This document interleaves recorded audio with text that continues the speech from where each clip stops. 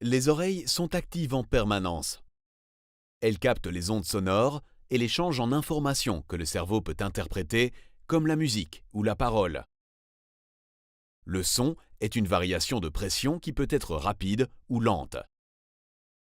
Les variations lentes produisent des sons graves, alors que les variations rapides produisent des sons aigus. Le son entre dans l'oreille et il entre dans le canal auditif où il atteint le tympan. Le tympan commence alors à vibrer et il met en mouvement la chaîne ossiculaire. La chaîne ossiculaire est composée du marteau, de l'enclume et de l'étrier. Les vibrations sonores sont transmises le long de la chaîne ossiculaire jusqu'à l'oreille interne. Dans l'oreille interne, la cochlée joue un rôle crucial. C'est à ce moment que l'énergie mécanique est convertie en signaux électriques complexes qui sont ensuite transmis au cerveau. Schématiquement, la cochlée est un tube en forme de colimaçon rempli de fluide. Les cellules sensorielles, appelées cellules ciliées, tapissent toute la cochlée.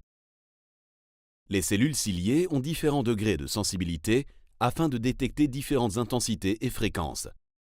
Cela permet à l'oreille de percevoir le spectre complet des sons.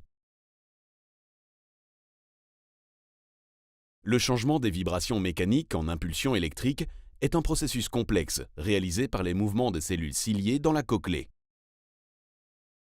Tout le long de la cochlée, les cellules ciliées sont arrangées comme les touches d'un piano. Les cellules ciliées à la base ou dans la région inférieure de la cochlée codent les fréquences aiguës, tandis que les cellules ciliées à l'apex codent les fréquences graves.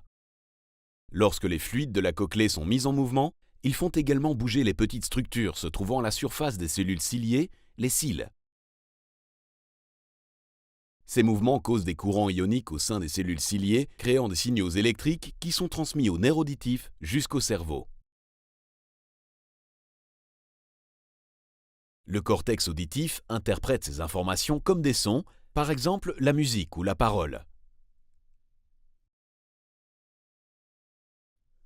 L'ensemble de ces événements, qui inclut les différentes étapes convertissant les ondes sonores de l'environnement en informations que le cerveau peut interpréter, se produit tellement rapidement que les individus peuvent entendre les sons continuellement et instantanément. Au sein de cet enchaînement complexe d'événements, il y a de nombreux facteurs qui peuvent causer une perte auditive. Une perte auditive peut être légère, moyenne ou totale. En général, il y a 3 principaux types de pertes auditives qui se différencient par la partie de l'oreille qui est atteinte, soit l'oreille externe, moyenne ou interne.